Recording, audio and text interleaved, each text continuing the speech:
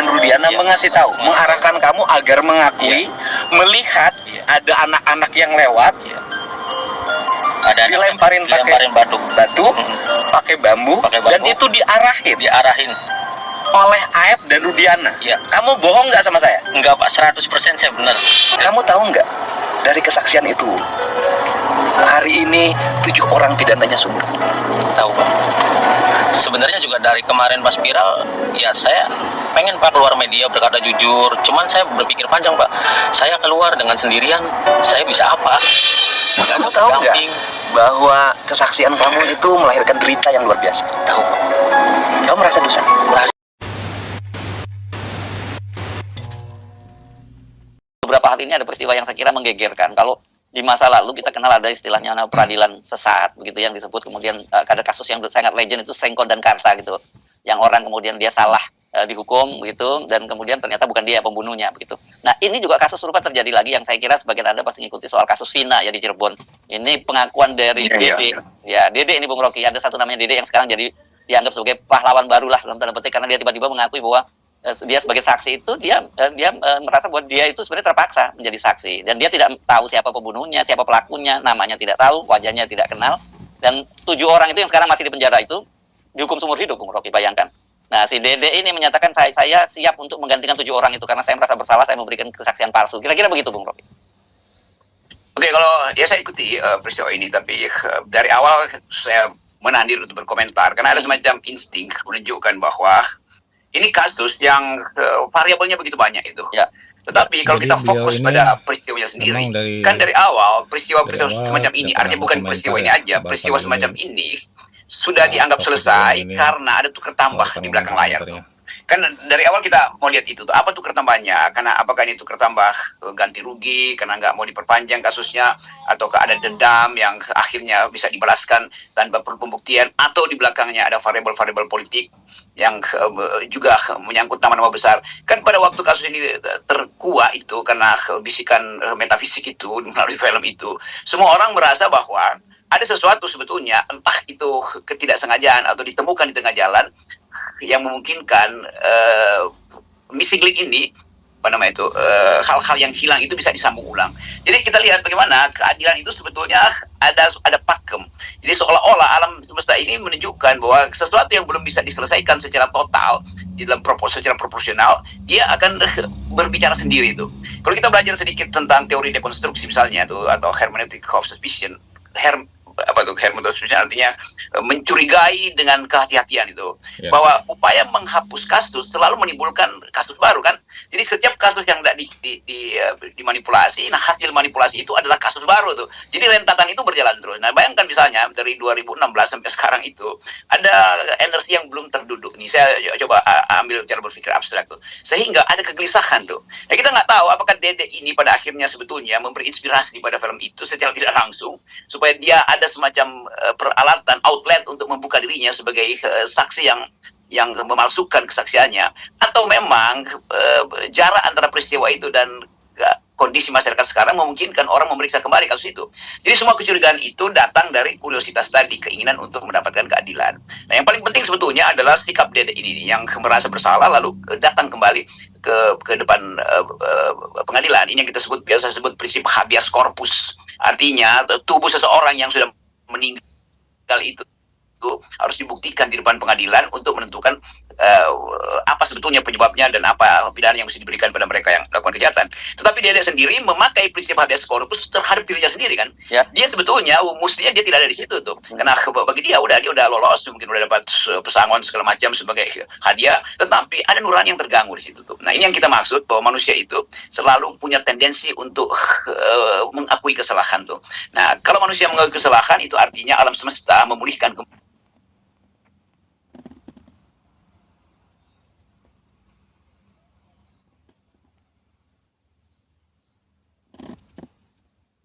hadiah, tetapi ada nurani yang terganggu di situ tuh. Nah, ini yang kita maksud bahwa manusia itu selalu punya tendensi untuk mengakui kesalahan.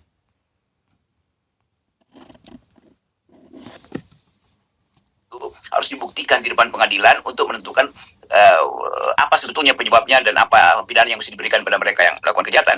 Tetapi dia sendiri memakai prinsip habeas corpus terhadap dirinya sendiri kan. Ya. Dia sebetulnya mestinya dia tidak ada di situ tuh. Karena bagi dia dia udah lolos, mungkin udah dapat pesangon segala macam sebagai hadiah, tetapi ada nurani yang terganggu di situ tuh. Nah, ini yang kita maksud bahwa manusia itu selalu punya tendensi untuk mengakui kesalahan tuh.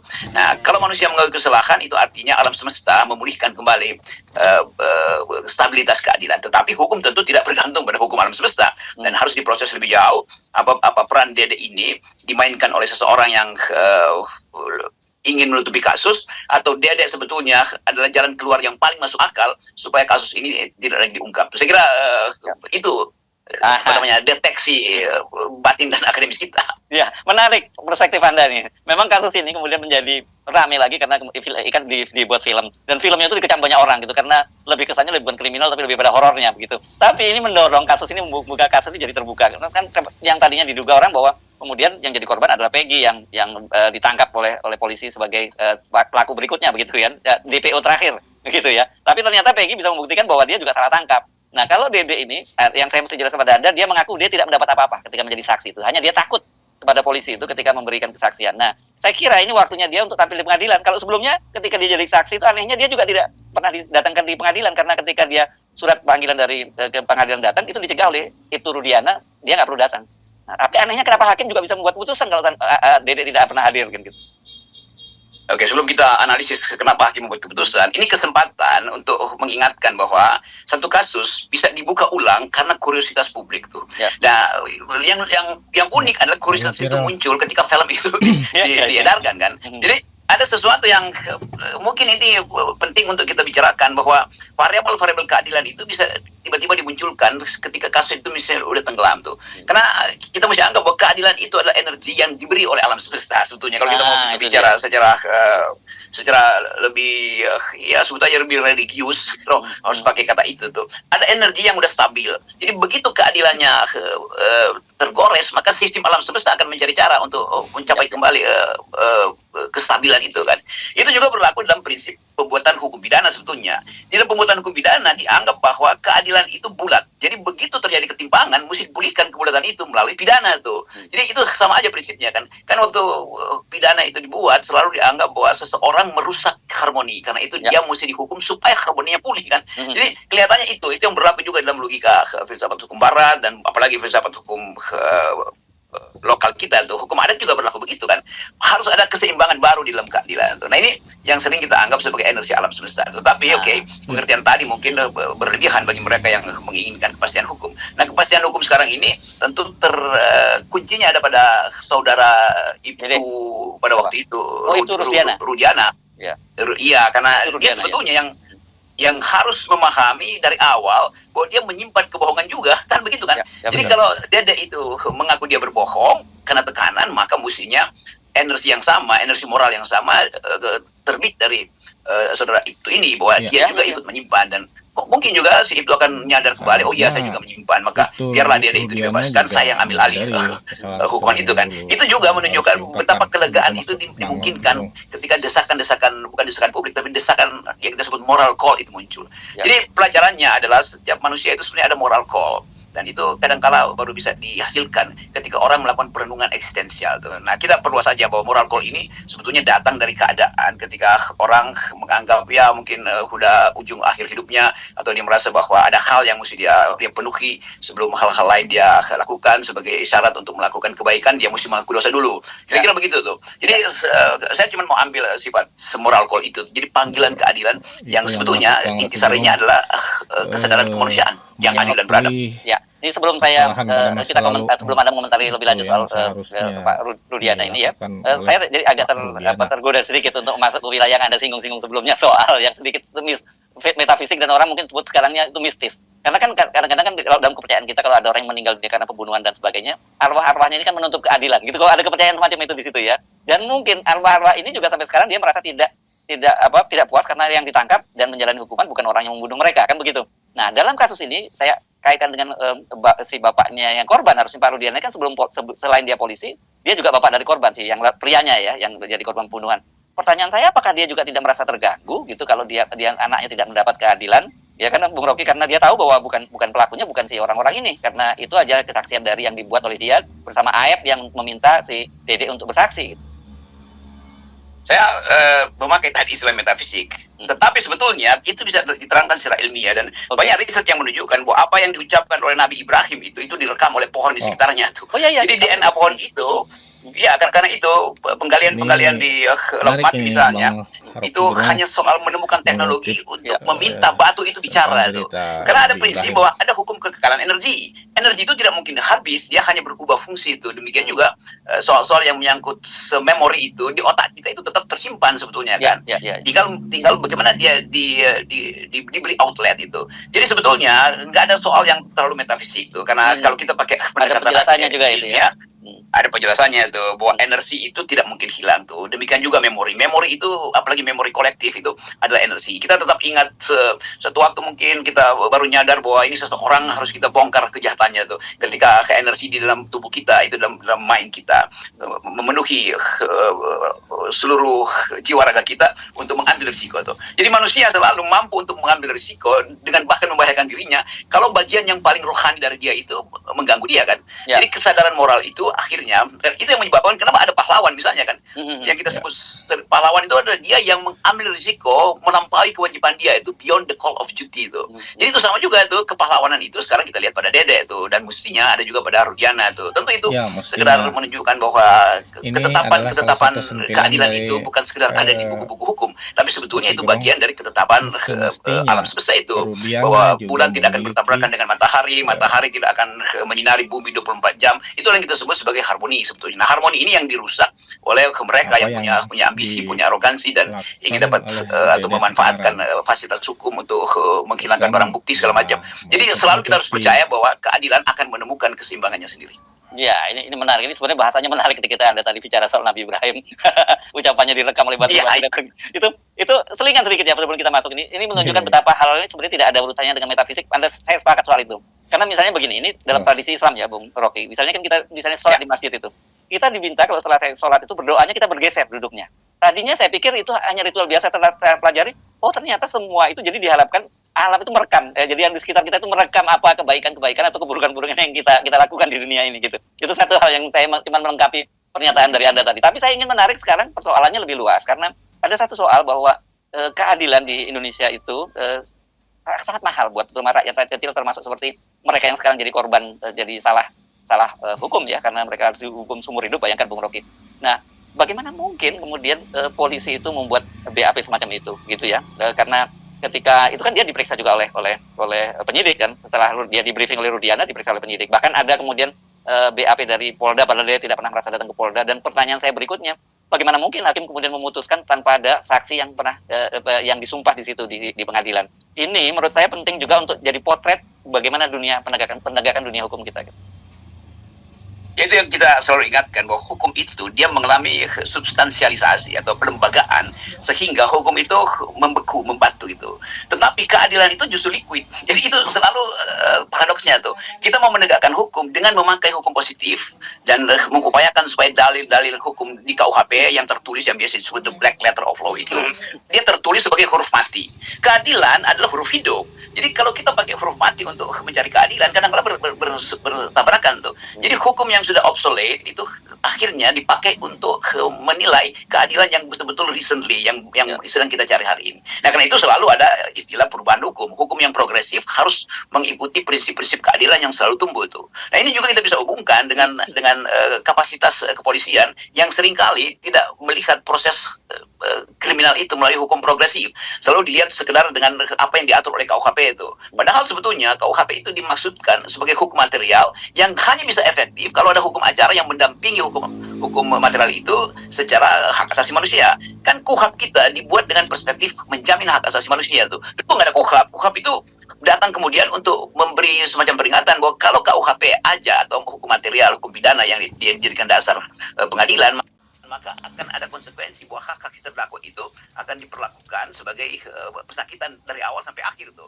Kan ini yang kita pelajari dari hukum Romawi, bahwa bagian yang disebut pembelaan harus ada dalam hukum acara supaya tidak jadi balas dendam itu. Tapi mungkin kita mesti ulangi lagi itu kurikulum di Fakultas Hukum untuk mengemukakan prinsip-prinsip habeas corpus itu tuh, bahwa seseorang harus dibawa ke depan pengadilan dengan pembuktian yang cukup, yang biasa disebut unus testis, satu saksi bukan saksi, dan dengan cara itu kita percaya bahwa hukum bisa ditegakkan, kendati keadilan selalu mencari jalan lain tuh. Jadi itu pentingnya juga dalam rangka pembenahan kepolisian, ada undang-undang kepolisian yang bahkan terlalu berat untuk memata-matai sipil. Itu kan kita lagi kasih kritik pada undang-undang kepolisian sekarang yang lebih banyak mengintai daripada memberi keadilan, kan itu dasarnya. Jadi juga satu tadi kita sebut bahwa ada energi yang sedang mencari stabilitas baru tuh, termasuk momentum supaya kita mengingat bahwa polisi itu adalah sipil yang dipersenjatai. Dia mesti hidup dengan memaksimalkan civilian value, bukan dengan alat kekerasan tuh. Jadi sekaligus juga dijadikan pelajaran bahwa apa yang terjadi 2016 lalu itu berlaku terjadi karena prosedur penangkapan pemeriksaan itu diabaikan dari awal tuh. Karena diabaikan dari awal, maka sampai ke jaksa juga itu diabaikan. Maka hakim juga memutuskan sesuatu yang sebetulnya black number, angka gelap sebetulnya tuh. Ya. Oh iya, saya lupa tadi menyebutkan. Kalau kita nyebutin criminal justice system itu kan harus ada polisi, jaksa, dan hakim ya. Kan sebelum dibawa ke pengadilan kan jaksa dulu yang memeriksanya. Nah ini kok bisa lolos, ada kasus sampai 8 orang dihukum dan 7 orang diantaranya dihukum seumur hidup. Padahal di dalam hukum kan selalu para hakim itu ada giumnya, lebih baik melepas 1 orang yang bersalah daripada 1.000 orang yang bersalah daripada menghukum 1 orang yang tidak bersalah, kan begitu prinsipnya harusnya. Jadi harus betul-betul digali dengan dalam supaya jangan sampai salah hukum. Ya itu yang disebut kehati-hatian maksimal tuh. Ya. Dan itu sebetulnya berlaku pada polisi, berlaku pada jaksa, berlaku pada hakim tuh. Lebih baik menghukum melepaskan 1 orang yang bersalah, 1.000 orang, bahkan 1.000 orang bersalah. 1.000 orang yang bersalah daripada menghukum 1 orang yang tidak bersalah. Nah ini, dalil ini saya kira nih hari-hari ini juga akan mengganggu bekas-bekas jaksa yang mengadili kasus ini, atau mantan-mantan hakim, atau bahkan aparat penyidik pada waktu itu 8 tahun yang lalu kan. Jadi bagus betul kalau dia itu membuka perspektif moral dengan meminta supaya dia bertanggung jawab. Demikian juga itu yang bersangkutan yang anaknya meninggal itu, mungkin dia akhirnya sadar bahwa dia juga mesti membuka sesuatu yang dia tahu tapi dia tutupi demi kepentingan pada saat itu, dan itu juga bisa menggedor hati nurani jaksa yang salah membuat tuduhan. Demikian juga hakim kan. Jadi satu sistem yang satu peristiwa, satu event yang memungkinkan kita melakukan semacam pembenahan diri maksimal tuh. Ya kalau kita sebut sebagai persiapan untuk masuk dalam pengadilan akhirat itu mungkin terlalu berlebihan tuh. Tetapi tetap kita mau lihat bahwa hukum itu disebut hukum kalau rasa keadilan itu betul-betul dimaksimalkan. Nah sekarang ada tuntutan untuk memaksimalkan rasa keadilan berdasarkan temuan-temuan baru, novum yang baru-baru ini kita peroleh dari siapa tadi, Eki atau siapa namanya itu ya, Peggy dan Dede ini itu. Dan beruntung sekali bahwa sistem viralisasi kasus kita juga di-backup dengan baik oleh para netizen. Jadi criminal justice system itu juga mengandalkan informasi yang bisa mengalir secara jujur tuh. Netizen tentu ada dalam kapasitas untuk ikut mengadili secara moral tuh, bukan secara hukum, tentu secara moral. Ya, tapi di luar semua keprihatinan kita terhadap situasi saat ini, saya kira kita patut berbahagia. Masih ada warga Indonesia seperti Dede begitu ya. Dia pernah membuat kesalahan.